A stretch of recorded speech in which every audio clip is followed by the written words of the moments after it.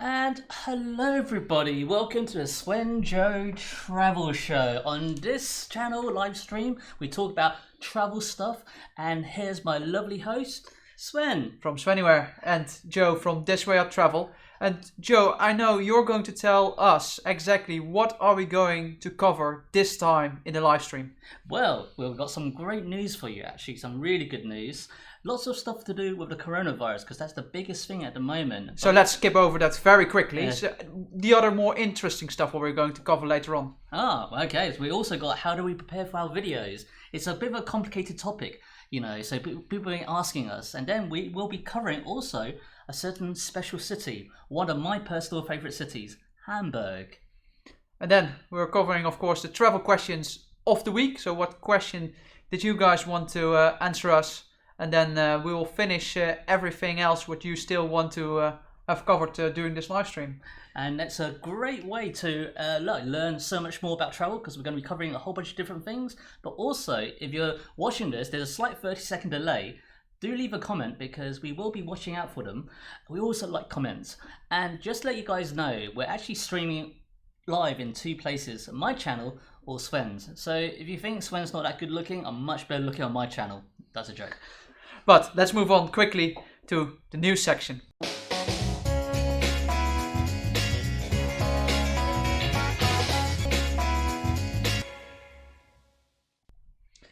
And there we are with the first news that we are to cover. And I want to go through this quickly because I'm kind of done with the coronavirus. But unfortunately, that's the news. What's happening at the moment. So, Joe, are you familiar with the website called Trip.com? I actually am not, so please enlighten me. So Trip.com is like a booking website that's very big in China. Yep. So basically what's happening there is that due to the coronavirus, that they have an issue with all the bookings that they get on the platform. Oh, that doesn't sound too much like good news. What kind of problems are they having?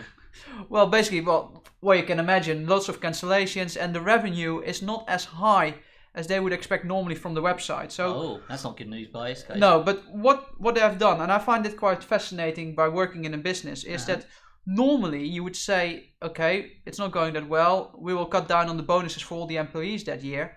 But instead, this company has decided that the management team, the CEO and stuff, they just cut down their salary. They are not getting any salary from this month onwards just to fight the losses that they will get for the company. Well, that is bloody nice to them. I don't think you're going to find many CEOs that will be doing that. No, especially because I follow the gaming news a lot there, and that's like all the employees suffer from stress, working hard, crunch time, all those issues. But I find it kind of admiring that the senior team, like the CEO and the senior board members, would say, okay, this month no salary for us till this issue is resolved with coronavirus, and then we'll continue to take our slides again. Well, in that case, thumbs up to that team. So what's next on the news item? I think there's kind of more lockdowns going on. So China becomes a bit open again. Like I could go to China now again, but we have a little issue here in Europe at the moment, I guess. Yeah, so what's happening in Europe? I think there's something happening in Italy. So here comes the coronavirus. It turns out they're pretty much locking down the whole of Italy. It started about 5-6 days ago, something in the past week, where they locked down the north of Italy. And I thought to myself, oh, that's a shame. People can't go to Venice. And then a few days ago, they had pretty much locked down the whole country. Basically, if you want to travel around Italy, you need to have a special bit of paper for you to allow to travel around. The restaurants can only open until 6 o'clock in the evening. And if there is any public gatherings, you have to be like a meter apart, as in a restaurant.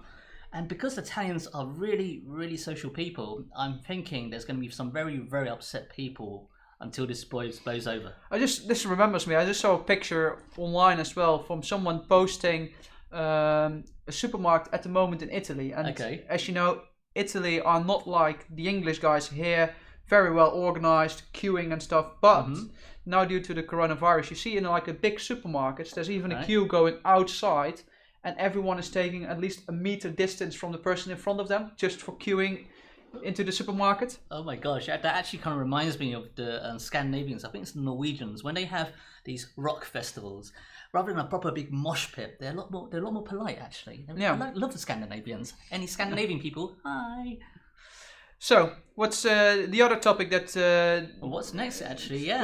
Well, I said I want to move through this quickly. So the other news that we had was that Flybe. I've never flew with Flybe before. Have you ever flew with Flybe? I actually have flew with Flybe, and I really love them as a airplane company. They're nicer in terms of how they present themselves than like Ryanair, which is like. But Flybe is a budget airline as well. Yeah, it's a budget airline. It's a budget airline. It's a budget airline, but they just seem to be a lot organized. They have some really nice flight paths and whatnot. Of course, not anymore. Yeah. So the Flybe is the first airline, I guess, that went. Well, in administration or bankrupt, I don't know how you exactly word this wherever you are in the world, but here it's in administration. Mm-hmm. So it's administration, so they don't exist for any longer, I'm afraid. Yeah, that's really bad news. I've got the feeling we're going to have quite a few of these companies going down. What do you think? Yeah, well, it's the first one. If I look just in the industry that I'm in, all the conferences and everything is just cancelled. So all conferences wherever you are in the world, Mobile World Conference is cancelled. Yep. All the gaming stuff in the USA is cancelled. I have some industry gatherings here that are currently discussing shall we go ahead with the conference or not. So it's hitting everybody. I work as a videographer for events. Quite a few of my bookings have been cancelled. But yeah, where shall we move to next, hey? So you had something with Upfest. You put it in the notes.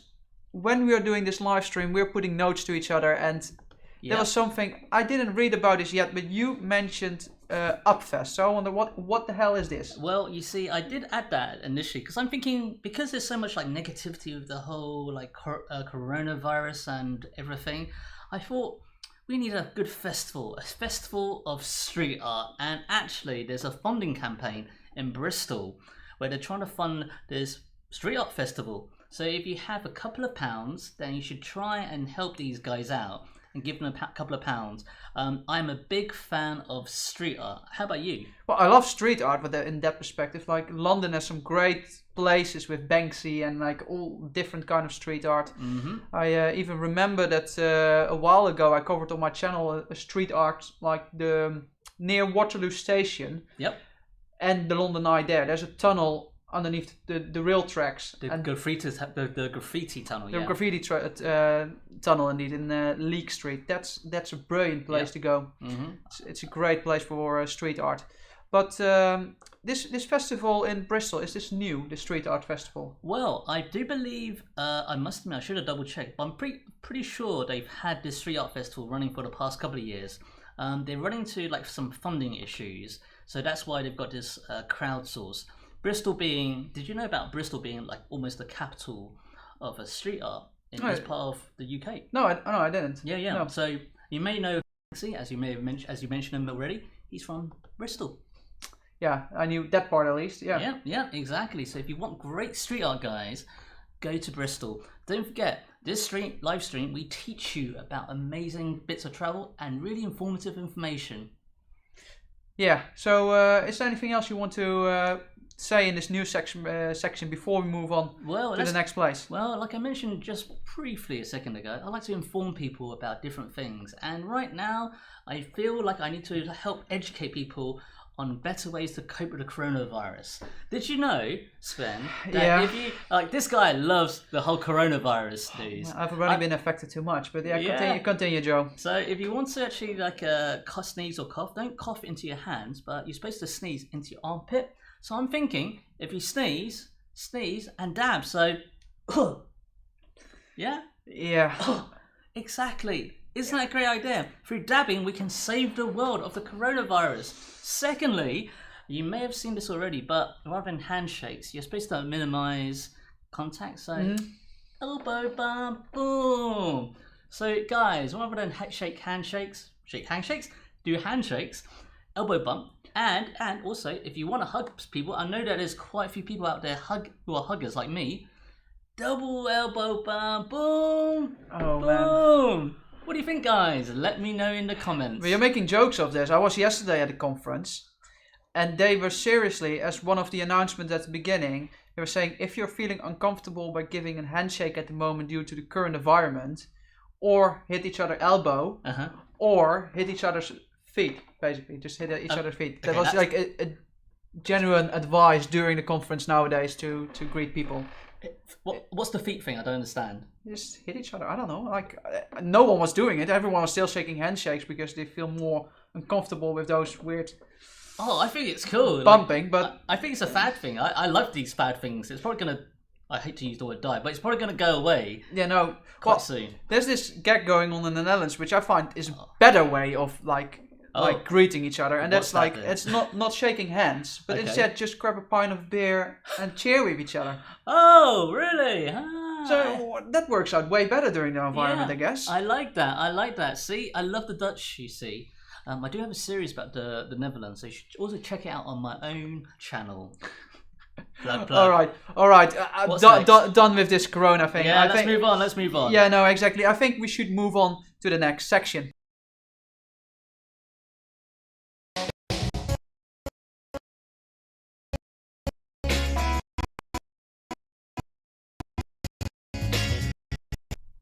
So we're going to be talking briefly in this section about how we prepare for our videos. So Sven, how do you prepare for your videos?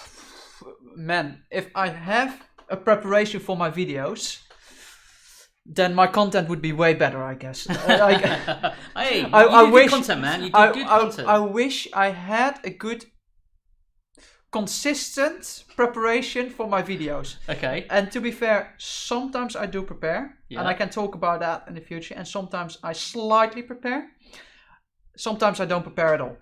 Okay, so you basically do a bit of everything. That's what you're saying. It really depends on the content that I'm making, the location where I am at that moment in time. Yep. Basically, all. Yeah, it depends on different factors. Okay. What about you? Do you have an approach or not? I generally, when I'm traveling to somewhere brand new, I'm on one of my big epic trips. Yeah. No preparation at all. I have a list of things that I want to visit, and maybe 2-3 facts. And I make sure to rehearse those facts before I record myself talking about it. That's it. Okay. If I'm doing a proper, I've got an idea for something, I actually make some notes on my phone and I actually go through it. So for example, like if I'm in Hamburg, for example, no preparation, I just had to do a lot of things, but I tend to do a lot of over preparation when I'm actually editing. So I have scripts and everything go through. How do you prepare for your informational videos? So everybody, you should check out his stuff. So if I go on a trip, I normally have an idea what the videos could be that I could get out of it. So I know what destinations I'm going to visit. I have sometimes an idea of what I could make. So for example, in South Korea, I knew in regards of Seoul, we were staying there for such a long period of time, for like 7 days, I believe. And if I'm 7 days at a location and just making one video about things to do in Seoul, that would be just a waste of time, to be fair. There's so much more that you can get out of such a big city. So I came up with some different topics and I try to film every location based on the topics I had in mind. So I knew I would make a history video, knew I would make a fashion video, basically all the important aspects of South Korean culture. Yep. And then I would just fit that location within that topic. Yep, I see. And I normally just go with the flow on location as well. So I have no idea where I will start. I have no idea where it will end up. It's all based on the moment. Yep. And then in the edit, that's the later part where I would try to make the story flow mainly with voiceovers and stuff. I find that actually that's probably the best way, because on the one hand, if you over prepare when you go on a trip, it kind of takes away the magic of discovery, you know? Yeah. So I'm pretty much the same. I like to prepare just to make sure I have like a general plan, but that plan 80% of the time will change, just so that if I get there and I'm not really discovering anything new, I can at least fall back to my plan. I love it when I actually do something on the fly and it feels a bit more spontaneous. Harder to edit, but seems to be a bit better. So are there moments where you do like really like a lot of preparation for your videos? Like when you're not on location, how would you shoot your videos then? So for example, if I was to do a guide to, I don't know, London food markets, the best thing to do for me is, because I know where the location is, I just need to know a list of all the vendors, and depending on if the vendors are there for me to actually like have a like chit chat with, I would make sure that there's like 2-3 points I want to ask them. It's basically like preparation, saying, hey, rather than say, hello, what is your food and what do you prepare? I want to actually ask a bit of a deeper question, like go into their story. Recently, I went to a vegan food marketplace, which I'm gonna be editing, so make sure you hit the subscribe button to see that. I basically had a list, and I made sure up to the people who were actually there for me to ask some questions. Okay, that's a great thing. Yeah, I remember when I made this thing for the free film festival as well. That's where I had like a whole idea of a script and stuff, and I had really in mind what I would make beforehand and what kind of scene and how the opening would be. So I had that idea of that city and a rush vibe, and then moving from that into a more peaceful nature vibe. What the video was completely about. I see. And normally I always search online, no matter where I am. I will search on the location some information about that location.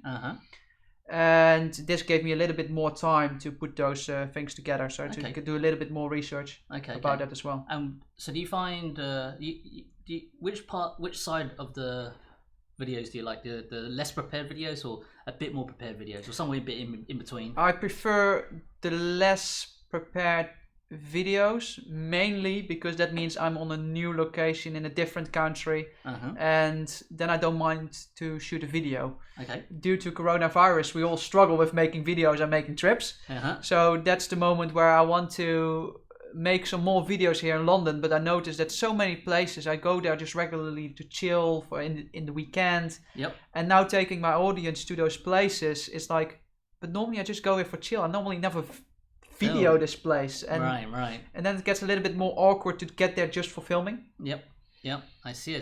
So that's where I then struggle a bit more with, but it has nothing to do with being prepared or not being prepared. Such a professional. Such a professional. Who do we have on the line? Who wants to dial in into the live stream? Sorry, Mum, I'm gonna have to get back to you. That's awkward. Hey, Mum. Hi, Mum. Hey, Joe, Mum. Yeah, I'll get back to you, Mum. Whoops. So, guys, to do a live stream, to have a successful live stream, make sure you turn off your phone. Well, or you just have a live audience dialing in. I don't mind. Well, you can always leave comments. But going back on the preparation of the video, so we're talking here mainly about the script and having a script planned and stuff. Do you really prepare for shots as well, or do you do any other work? I find that I generally don't like to over prepare my scripts. I generally have basically bullet points. I've tried to write a proper nicely written script, and it never really works for me because I can never remember what I'm supposed to be saying. However, if I have 3-4 points I should be covering, and then sort of like work from that, it becomes a lot more natural. You know? How do you do yours? Do you do bullet point or quite tight scripts? No, I never do a quite tight script. I always have an idea what I will say, because normally I'm on a location and or I read due to museum what I just learned and try to tell the interesting like facts that I just discovered there. But what I do before I go somewhere is normally watch some videos about the locations and what kind of videos are already out there. Mainly one, what do I want to see myself, because I need to plan my trip as well. And secondly, what kind of videos are missing and I think will create an additional value to that location. Completely agree with you. Well, so that's how we prepare for our videos, guys. Let us know how you guys prepare for your videos as well. I'm always willing to like share ideas and steal your ideas. I mean, to innovate from your ideas. Shall we move on to the next section? Yeah, so I think we indeed move on to the next section.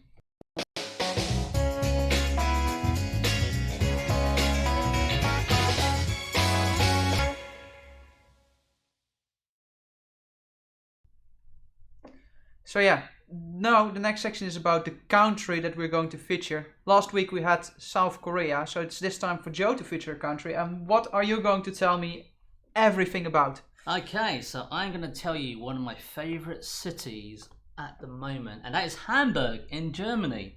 Do you know why it's my favorite country, Sven? No, I think. Well, are we going to talk about your favorite country, or are we talking about your favorite city? Because I think we're going to talk about your favorite city. Okay, then my favorite city. I was going to choose a country, but I realised it was way too hard.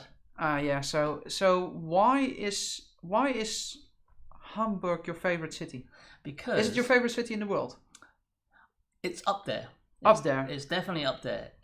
When somebody asks me what's your favorite thing, country, whatever, I always find it really hard. Yeah. It's definitely my favorite city in Europe at the moment, for a few reasons. I recently went. So full disclosure, I was invited to the Tripcom festival for Hamburg Tourism Board and discovered some new things. But I also was there earlier last year for Keyframe.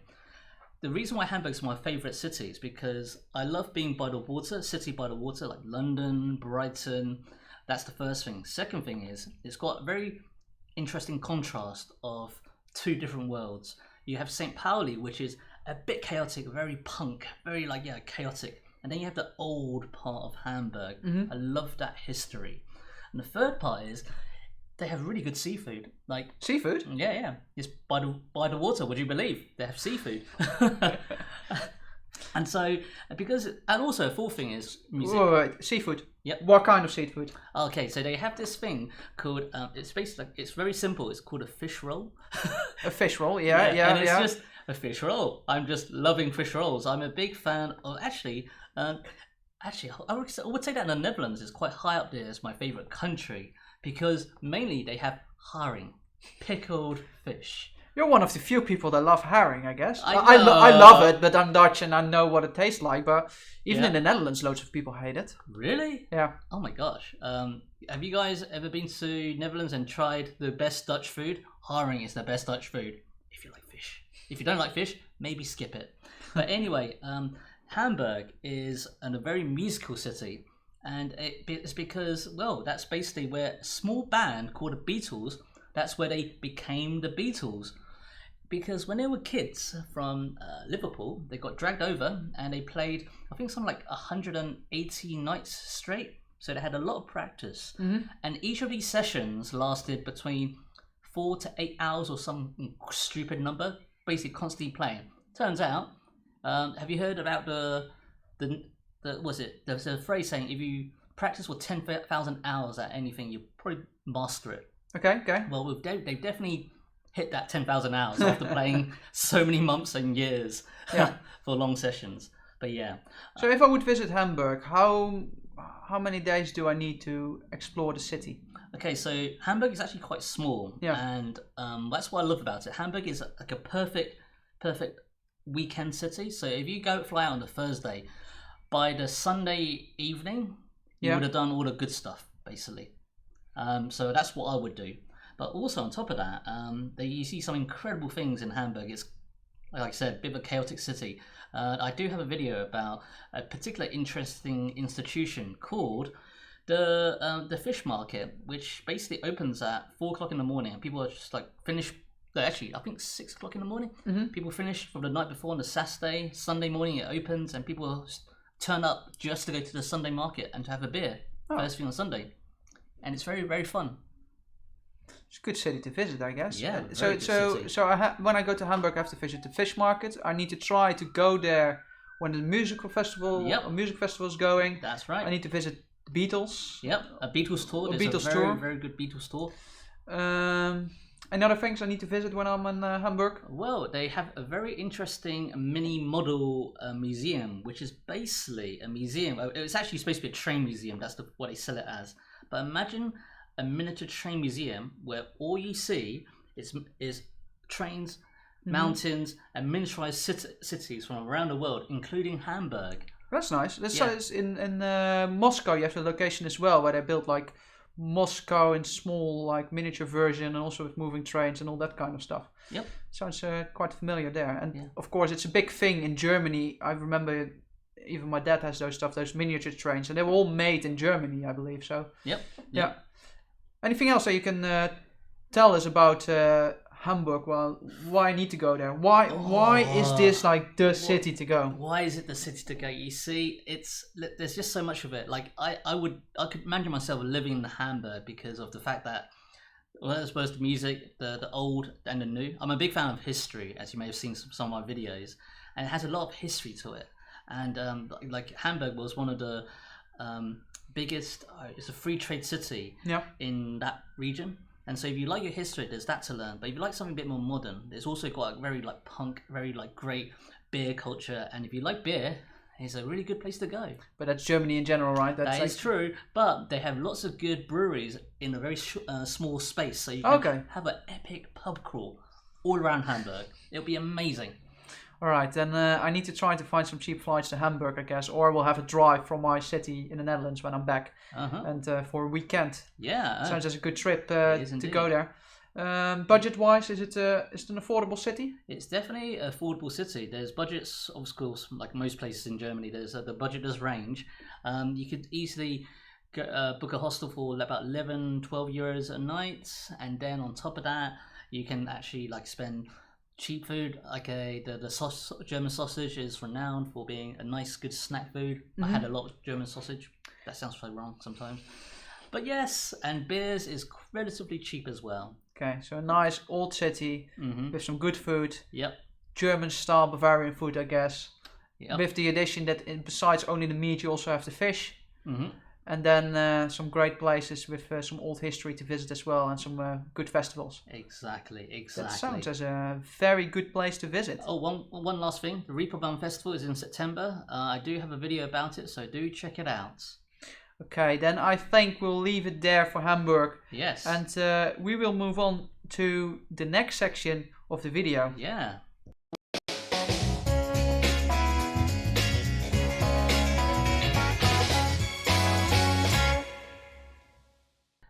And so let's go into our travel question of the week, where we ask one travel question of the week. So, what was the travel what is question? The question? Yeah, let's start with there. I think we asked this question at the end of the live stream last week, and we posted it on our social medias as well. And the question that you guys were most interested in for us to answer was, what is our most epic trip?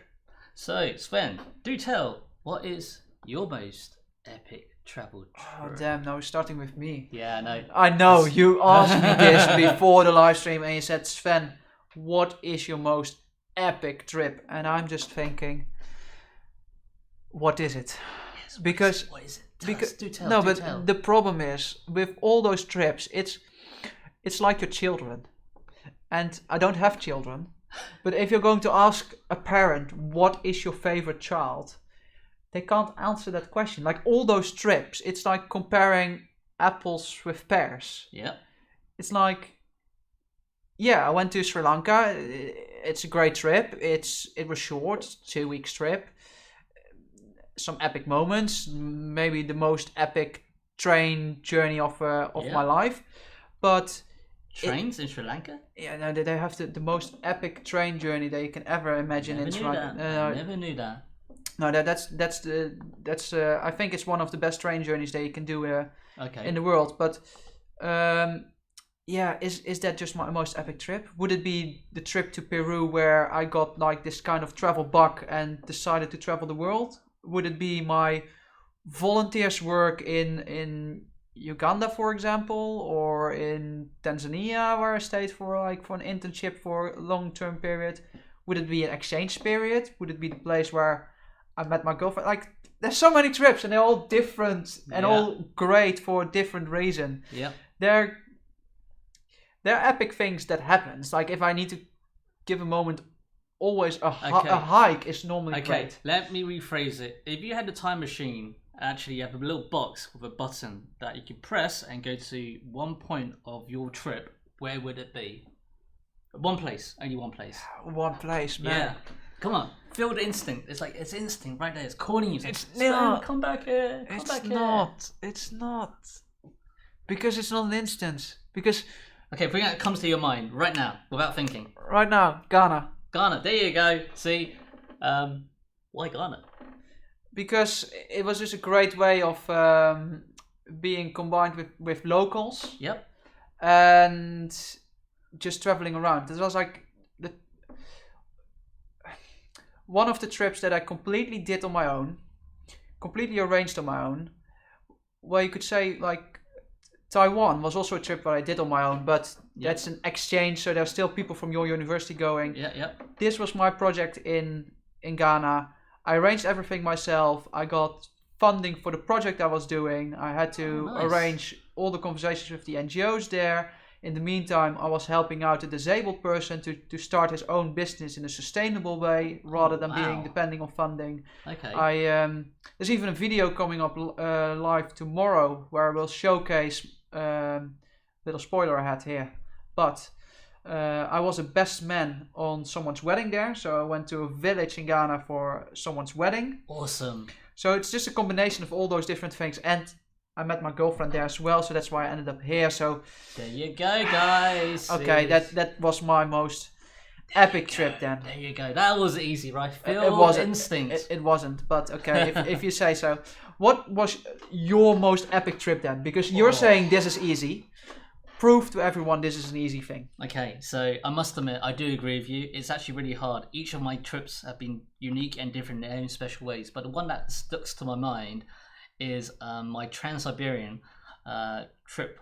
And it's not just the Trans-Siberian. I actually went from London to Beijing, trains only, which included the Trans-Siberian.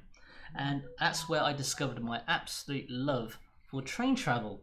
So if there's anybody who loves train travel, let me know, because we can have conversations about train travel. And the Trans-Siberian is one of those like golden moments of travel for those epic lovers of trains. Have you ever been to the Trans-Siberian, or have you thought about doing it? Yeah, I felt doing it. Then I saw the price and I decided at the moment, no. And then it was as well, we did a overnight train, a sleeper train from St. Petersburg to Moscow, which isn't exactly Trans-Siberian Express, no, not at all. That's definitely not the Trans-Siberian. No, it's not at all part of the route even, but it gives you a kind of like that Soviet time feeling of trains, which was great. Completely.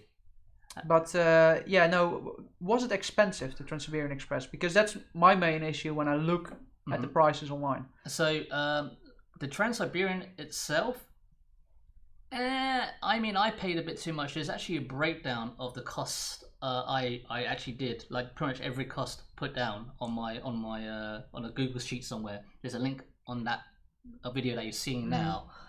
And yeah, it's kind of expensive if you do it through agency, but at the same time, I was in a bit of a rush to organize it all. So you can do it all yourself, and it's, I mean, expensive. It depends. It's a relative term. Yeah, okay. Like experience is worth like. Well, it's a bit like if you go to Japan and buy individual train tickets, that's expensive.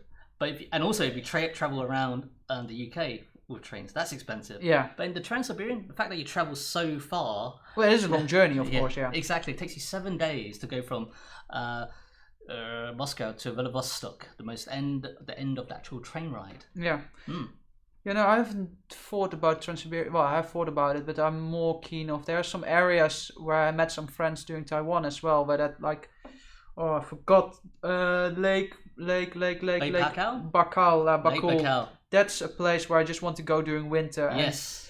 Doing around like February, March, when that part is completely frozen. I need to visit my friend over there. Same here. That's when I want to go back to do the Trans-Siberian again, by going to Lake Baikal when it's frozen. We should do it sometime. Unless there's a sponsor out there that wish to sponsor us. Maybe Real Russia. I'm just going to visit my friends over there, I guess, and then she can guide me around, which is awesome. Great, and I have a good catch-up over there as well. Yeah. So that's it, really. Train travel right through to Beijing. So the Trans-Siberian Express, that's your most epic trip.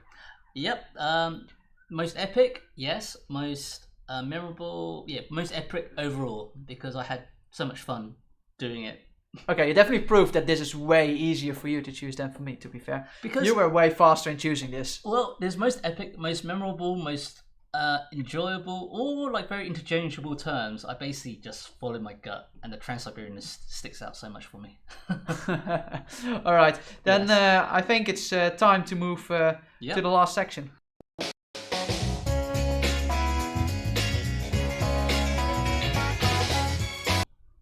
So I think the last section is coming back to basically where we started with the previous section, and that's figuring out what we're going to provide to you guys next week. Yes. So what will be, Joe? You're the creative guy here. You are the creator. Am I the creative guy? You I wouldn't are place myself in the creator space. But okay, so we're gonna ask ourselves, out of these 3 choices, which do you want to hear? Now we're gonna post this on our social medias, Instagram or Twitter, and we're gonna ask solo versus group travel as option number 1. Second, the biggest travel fails. And the third one is, what is the most epic travel trip? No, that can't be the case because we already did that this time. No, so those 2 basically. Solo versus group travel, or what's our biggest travel fails? Which do you want to hear? No, I think we can do a third one in there as well, and that's what is our budget travel location of choice? Oh, that's a good one. Okay, so go through the 3 choices again. And if there's anything else that you want to add as well, just feel free to ping that along or put it in the comments below, and we will. We'll get back to you we'll guys. Consider those as well. I'm not saying we will doing it. Mm-hmm. Depends on how good those questions are, but we will consider it. Excellent. So, what were the 3? The solo versus group travel, The biggest travel fails. and the budget travel locations. Well, yeah, the budget, our budget travel choice, basically. Budget travel choice. Is that city or country? Just budget travel of choice. Like some places you would say, I want to do a city trip. Or some cities you can spend ages. Like I could spend in Seoul 7 days. Yep. But sometimes you would say, no, it's a country because like just the city is not enough. So That's true. Ooh, I'll leave it free for the moment. We can consider what that would be. This is going to be a lot harder for me to answer. Okay, well, in that case, I do believe that comes to the close of the SvenJoe Travel Show. So if you want to follow us on social medias, I am This Way Up Travel. Well, This Way Up on Twitter, I'm quite active on that. This Way Up Travel on Instagram. And of course, my YouTube channel, unless you're watching this on my channel, in which case this is weird. This Way Up Travel. How about yourself? Where can people find you? Just search for Svenywhere, and on every platform you will find Svenywhere basically. So I'm mainly active on YouTube and on my website and sometimes Instagram, but search Svenywhere and you will find me over there. Awesome. Well, that sounds like we are wrapping up. Make sure you look after yourself. Don't let the coronavirus hit you. And a small addition, we are putting this out as a podcast now as well. So if you don't want to watch this and you're thinking, like me, I'm cycling to work, I want to listen to something, I'm done with music, I'm done with those Chinese language learning courses and I learned something along the way, forget about this. This is way more informative, and you can subscribe there as well and listen to this on your way into home. Good point. Okay, make sure you stay safe, and don't forget, dab to save yourself.